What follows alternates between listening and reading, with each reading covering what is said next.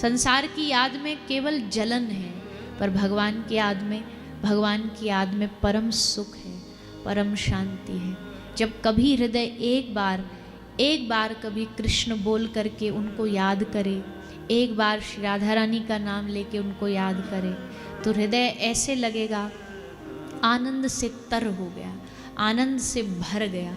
आदमी 5 मिनट के लिए भी कभी कृष्ण नाम का कीर्तन करने बैठे ना, और आँख से अश्रु बहे, शरीर में रोमांच हो, तो 5 मिनट ही ऐसा लगेगा कि जो महीने भर का दुनिया का, दारी का, माया का जो भी कचड़ा दिमाग में भरा था, वो सब धुल करके बह गया, सब साफ हो गया। क्योंकि संसार में तो चारों ओर चिंताएं हैं, विवशताएं हैं, संसार में चारों ओर अशांतियां हैं, पर परम सुख, परम शांति जब कभी ठाकुर जी का नाम स्मरण करते हुए उनकी कथा में, उनके धाम में, उनके जनों के साथ जब बैठ के उनको याद करते हैं, तब हृदय आनंद से भरे।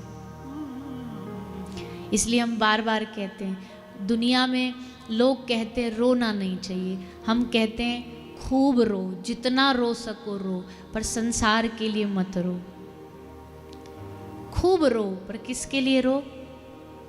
ठाकुर जी के लिए रो, उनकी याद के लिए रो, उनके स्मरण में रो। कब मिलोगे? कैसे मिलोगे? जब 5, 10, 15 साल, 20 साल का भी जीवन रहा होगा, 20 साल के जीवन में भी ऐसा आदमी को लगता है कि अभी तो बहुत समय जिएंगे, अभी तो बहुत समय बाकी है, पर हे ठाकुर जी अब क्या है?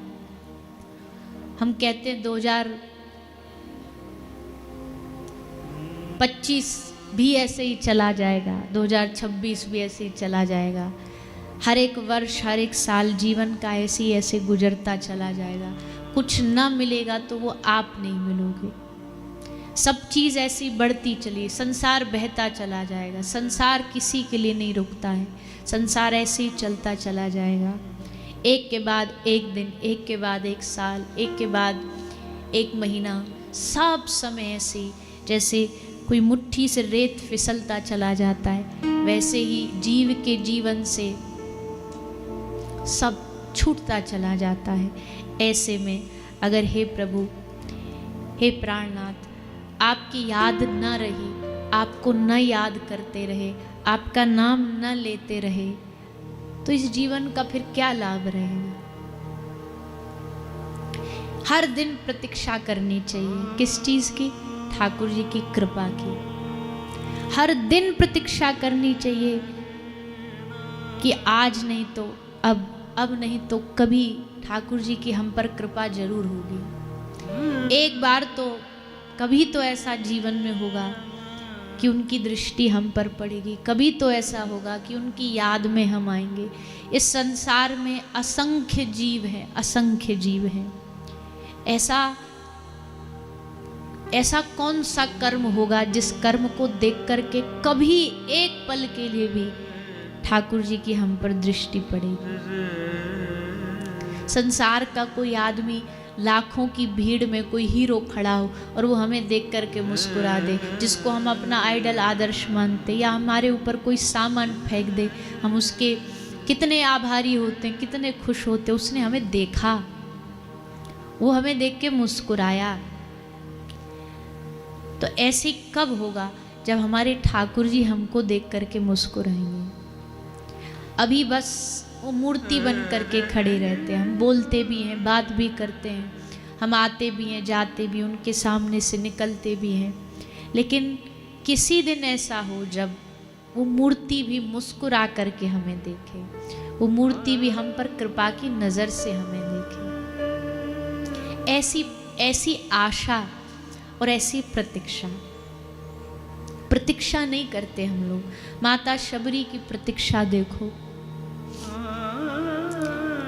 माता शबरी की प्रतीक्षा देखो, संपूर्ण जीवन लगा दिया राम की इंतजार में।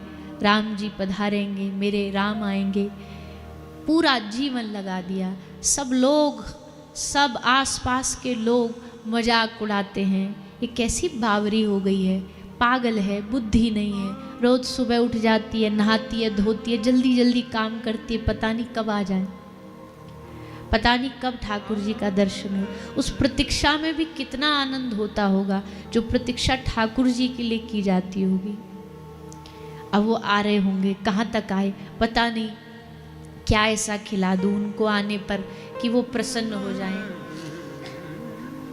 भगवान यही देखते हैं कि प्रतीक्षा कर रहा है कि नहीं कर रहा है, इंतजार कर रहा है कि नहीं कर रहा है। विश्वास के साथ प्रतीक्षा करें। ठाकुर जी को हमसे सिर्फ इतनी सी आशा है कि आप उनका इंतज़ार करते रहो, आप उनकी बाट निहारते रहो, प्रतीक्षा करते रहो, और फिर उसी प्रतीक्षा से प्रसाद मिलता है।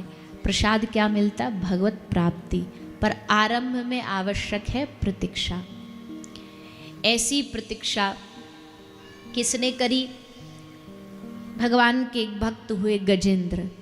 उन्होंने भगवान की प्रतीक्षा करी, क्योंकि नाक कान डूबन लागे कृष्ण को पुकारे। भगवान को पुकारा, भगवान का आह्वान किया, इंतज़ार किया। पुकार में शक्ति थी तो श्री ठाकुर जी ने आकर के गजेंद्र पर कृपा करी। खूब कृपा हुई भक्त के ऊपर भगवान की।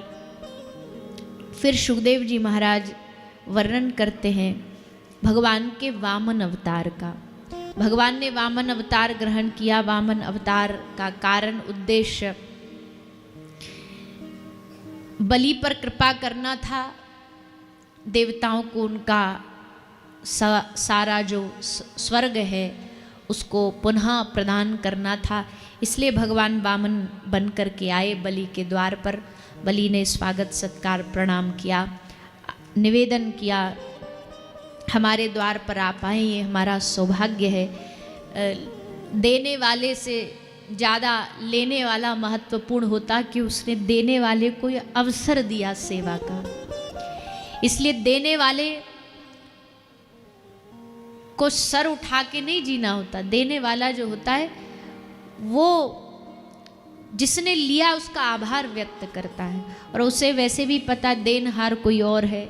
जो भेजत है दिन रैन, लोग भरम हम पर करें, जाते नीचे नैन।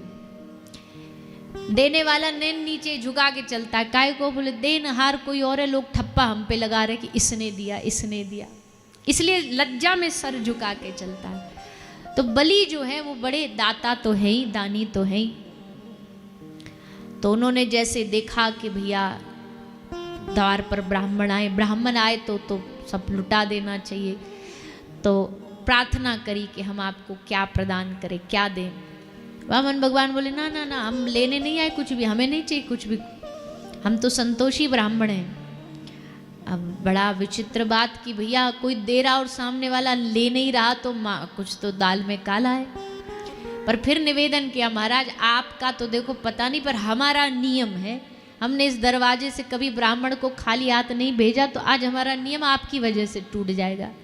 तो इसलिए महाराज चाहे कुछ भी सही, ये नियम नहीं टूटना चाहिए, आपको कुछ तो हमारे पास से लेना पड़ेगा। तो श्री वामन भगवान ने क्या मांगा? क्या मांगा? अजी ने जोड़ते बोल दो, कितनी फैक्ट्री मांग ली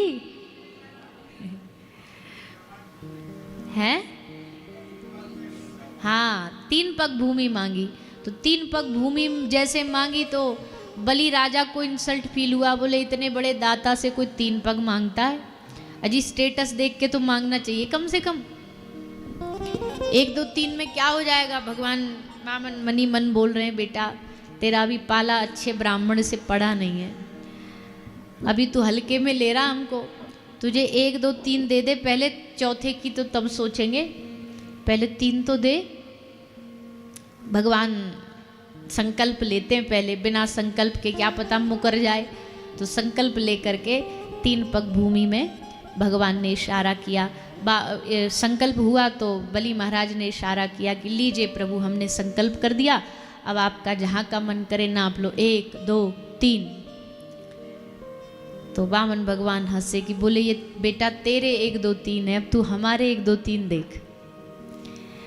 बड़ा फुदक रहा था, बड़ा उछल रहा था, 3 पग भूमि से ज़्यादा ले लो, ज़्यादा मांग लो, पहले 3 तो पूरी करके दिखा। तो भगवान ने विराट स्वरूप धारण करके 3 पग भूमि में बलि का संकल्प पूरा किया, बलि पर कृपा करी। बलि बड़ा प्रसन्न हुआ, लुट के भी प्रसन्न हुआ, क्यों कभी कभी लुटने में भी मजा आता है। अगर लूटने वाला इतना प्यारा हो तो, जब लूटने वाला इतना सुंदर हो तो फिर लुटने में रोता नहीं है आदमी, मजा आता है कि चलो। यही तो कारण है वृंदावन में सबको पता है ये लूटने बैठा है, वहाँ फिर भी पहुँच जाते हैं लोग। सबको पता है ये लूटने के लिए बैठा है वृंदावन में, तो फिर भी लूटने में आनंद आता है इसलिए पहुंच जाते। तो बलि ने सब दे दिया, ठाकुर जी प्रसन्न हुए। ऐसा वामन भगवान और शिव बलि का सुंदर चरित्र सुनाया।